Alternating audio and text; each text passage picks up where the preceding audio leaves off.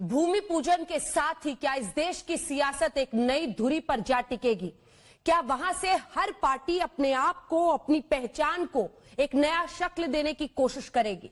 इसी मुद्दे पर चर्चा के लिए हमारे साथ खास मेहमान AIMIM के चीफ असदुद्दीन ओवैसी जी जुड़ गए हैं आज तक पर। ओवैसी जी, स्वागत है आपका आज तक पर।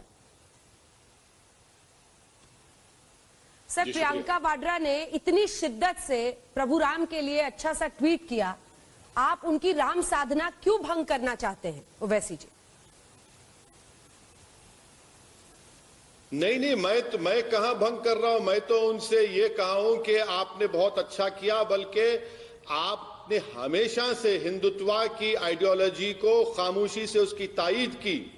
अब आपका ये जो इश्क था, ये पुराना इश्क है। हम तो कह रहे हैं कि इस इश्क का खुलेआम इकरार कर लीजिए कि जब प्यार किया तो डर ना किया। खुलकर कह दीजिए कि हाँ, कांग्रेस पार्टी अब हिंदुत्व की आइडियोलॉजी को मानती है, शुरू से मानती आई थी, अब हम खुल के मान रहे हैं। तो इसमें ये चिलमन के पीछे से छुपकर इश्क करने की क्या जरूरत है? आप खुलकर कह दीजिए।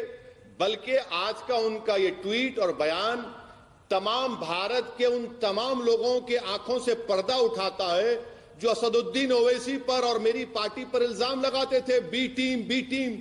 अरे भैया, ये शुरू से यही लोग टीम है, यही टीम हिंदुत्व आ रही है और इन्हीं की वजह से इस देश में पूरे मसाइल पैदा हुए। बल्कि मैं फिर से आपके प्रोग्राम के जरिए कांग्रेस के उस मोहतरमा से अपील करूंगा कि मोहतरमा, आप खुलकर कह दीजिए ना, क्यों छुप कर कह रहे हैं कि हम हिंदुत्व को मानते आए हैं और मानते रहेंगे, यही आपकी आइडियोलॉजी रही। आप दिल्ली में एक बात बोलते हैं, स्टेट में आपका लीडर एक बात करता है। चलिए, बहुत अच्छा हुआ कि आपने खुलकर देश को बता दिया। अब भारत के जो लोग सेकुलरिज्म पर यकीन आज भी रखते हैं, उनके लिए बड़ा सवालिया निशान बन चुका है। अब उनको तय करना पड़ेगा कि टीम हिंदुत्व का साथ देंगे या टीम इंडिया का साथ देंगे जो सेकुलरिज्म पर यकीन रखते हैं। कई सारे बड़े मकाम और महत्वपूर्ण मकाम इस पूरे मामले में आए। जब सबसे पहले राम चबूतरे पर राम की मूर्ति रख दी गई थी, प्रभु राम की, उसके बाद दिल्ली तक खबर गई। पंडित जवाहरलाल नेहरू ने उस वक्त के उत्तर प्रदेश के मुख्यमंत्री जीवी पंत को कहा कि आप यथास्थिति बहाल कराइए। डीएम ने फिर इससे इनकार किया, कहा कानूनी रूप से मामला हो। तो शुरू से चाहे वो नेहरू हो या फिर उसके बाद राजीव गांधी, उन्होंने तो यही कोशिश की कि वहां पर कोई भी विवाद पैदा ना हो। तो फिर आप ये इल्जाम कैसे लगा सकते हैं ओवैसी जी? मैडम, सबसे पहली पॉइंट कि मैं आपकी हरगिज इस बात को मानने को तैयार नहीं हूं कि कांग्रेस वहां पर कंट्रोवर्सी नहीं चाहती थी। कांग्रेस खुलकर मिली हुई थी और मिली हुई है। नंबर 1 पॉइंट, वो राम चबूतरा बाबरी मस्जिद के बाहर था मैडम। अंदर मस्जिद के अंदर 22-23 दिसंबर की रात में चोरों की तरह वहां पर मेंबर रसूल पर मूर्तियां रखी गई। पंडित नेहरू अगर जीपी पंत को सख्ती से कह देते, वैसे थे देश के प्रधानमंत्री, कि निकालो उसको, निकाल के साफ करो, और जिसकी मस्जिद है उनके हवाले करो, उन्होंने नहीं किया, सिर्फ खत लिखकर खामोश हो गए। और जीबी पंत के नायर को कह सकते थे चीफ मिनिस्टर। क्या कोई कलेक्टर चीफ मिनिस्टर की बात को इनकार कर सकता है? मैडम, मुझे समझाइए। अरे उन्होंने कहा कि कानूनी लॉ एंड ऑर्डर सिचुएशन पैदा हो जाएगी। उन्होंने आशंका जाहिर की, डीएम के नायर ने, कि लॉ एंड ऑर्डर सिचुएशन खराब हो जाएगी, तनावपूर्ण स्थिति है, खून खराबा हो सकता है। ऐसा है ना मैडम कि जब मस्जिद की बात आती है तो लॉ एंड ऑर्डर का मसला पैदा होता है। यही भारत की अब तक जो तारीख रही है कि लॉ एंड ऑर्डर का मसला सिर्फ मुसलमान और मस्जिद से पैदा होता है। मगर आप ये बात भूल रही हैं। आपके सवाल का जवाब दे रहा हूं कि के नायर ने जनसंघ का टिकट लेकर एमपी बन गए। क्या 86 में ताले खोले गए? क्या वो भी लॉ एंड ऑर्डर का मसला था, बगैर मुसलमानों को सुने? क्या 86 में जब ताले खोले गए तो कौन था चीफ मिनिस्टर? कांग्रेस के वीर बहादुर सिंह थे। कौन था प्रधानमंत्री? राजीव गांधी थे। जब वहां पर 1989 में शिलान्यास की सेरेमनी हुई, पत्थर रखा गया मंदिर के निर्माण के लिए, तो क्यों राजीव गांधी ने बूटा सिंह को भिजाया एज ए होम मिनिस्टर? क्या एनडी तिवारी उस वक्त के चीफ मिनिस्टर नहीं थे?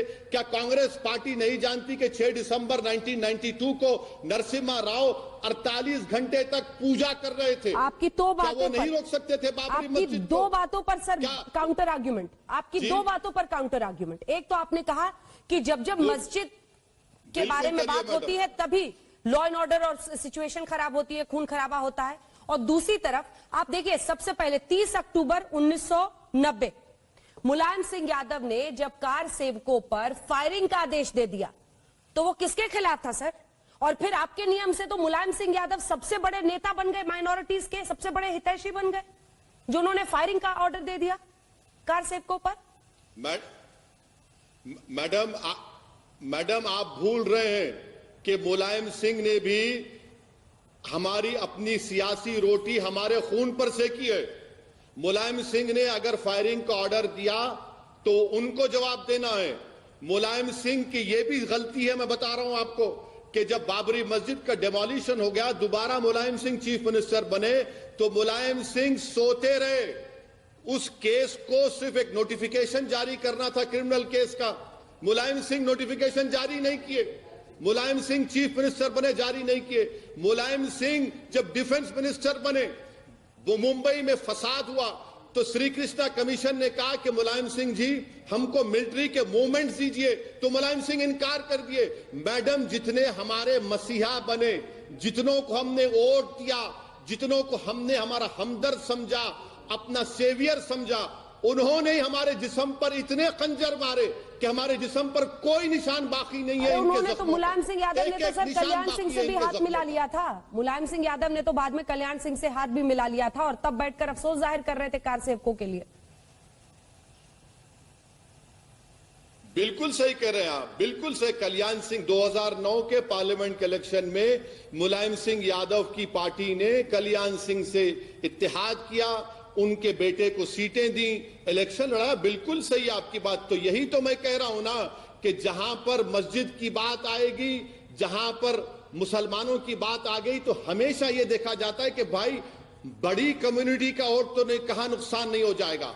और मुसलमानों को डरा डरा कर ये वोट लिया गया, कांग्रेस, मुलायम सिंह हो, बीएसपी हो, सब पार्टियों ने, एनसीपी ने, कि हम तुम्हारे सेवियर हैं, मगर कुछ नहीं किया, धोखा दिया। हमेशा हमको गरीबी और मुफलिसी हमारा मुकद्दर बनाकर रख दिया, फसादात हमको तोहफे दिए। आप ये क्यों बोल रहे हैं कि मुलायम सिंह यादव के बेटे अखिलेश, मुजफ्फरनगर का राइड भी तो उनके जमाने में हुआ।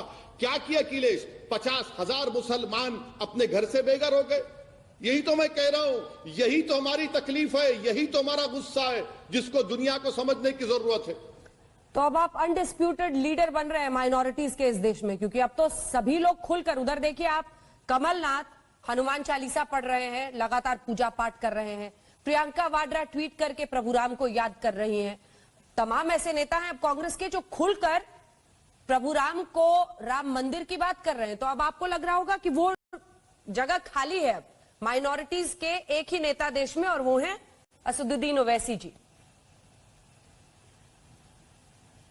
मैडम आप प्लीज, आप मुझसे नाइंसाफी कर रही हैं। आप बेहतरीन जर्नलिस्ट हैं, बेहतरीन एंकर, मैं आपको मानता आया हूं, मगर आपने हमेशा मुझसे सवाल किया है। मैंने हमेशा आपसे कहा कि मैं एक लकीर का फकीर हूं, मैं मुसलमानों का लीडर ना हूं, ना कभी बनूंगा, ना कभी, मेरी सोच में भी नहीं है। मेरा एक ही लड़ाई है कि भाई संविधान में जो उसूल है, जो राइट्स हैं, उसको इंप्लीमेंट करो।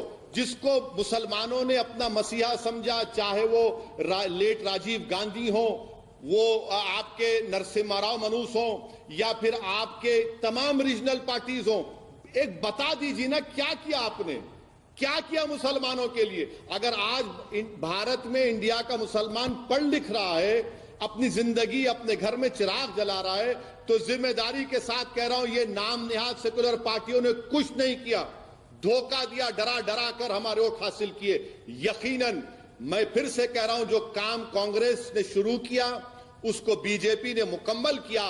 बल्कि मैं प्रधानमंत्री से आज भी कह रहा हूं कि आप मत जाइए बहसते प्रधानमंत्री। अगर आप जाते हैं तो आप बहुत बड़ी गलती कर रहे हैं, देश के आईन के खिलाफ, संविधान के खिलाफ। मगर नरेंद्र मोदी को अपने साथ कांग्रेस के तमाम लीडर्स को लेकर जाइए। जिस तरह राहुल गांधी ने आकर आपसे गले मिले थे पार्लियामेंट में, प्लीज आप राम और श्याम की जोड़ी बनकर जाइए ना, जाइए, सारी दुनिया को दिखा दीजिए। हम भी बेचैन और बेताब हैं कि आपकी राम और श्याम की जोड़ी को देखेंगे, पूरा देश देखेगा। अरे ट्वीट क्यों करते हैं? 20 किलो का आप कमलनाथ भिजाते हैं। मैडम, यही वो कमलनाथ हैं कि 84 के सिखों के राइट्स में इसका क्वेश्चनेबल रोल रहा है। क्या नरसिम्हा राव की आज बड़ी तारीफ करते हैं? क्या नरसिम्हा राव 48 घंटे तक गायब थे जब बाबरी मस्जिद शहीद हो रही? नरसिम्हा राव गायब थे जब सिखों को दिल्ली की सड़कों पर उनका खून बहाया जा रहा था। ये कांग्रेस की हिस्ट्री है जिसको देश को समझने की जरूरत है। और आज अगर मोदी पावर में है, इसका जिम्मेदार कांग्रेस है। 2004 से 14 तक आपने क्या किया? बहुत बहुत धन्यवाद आपका ओवैसी जी, हमारे साथ चर्चा में जुड़ने के लिए और हमारे तमाम सवालों का जवाब देने के लिए। अब देखिए, राम मंदिर का कल भूमि पूजन का कार्यक्रम होना है। उम्मीद रहेगी कि आज तक पर आपकी प्रतिक्रिया उसके बाद भी मिले। बहुत बहुत धन्यवाद सर।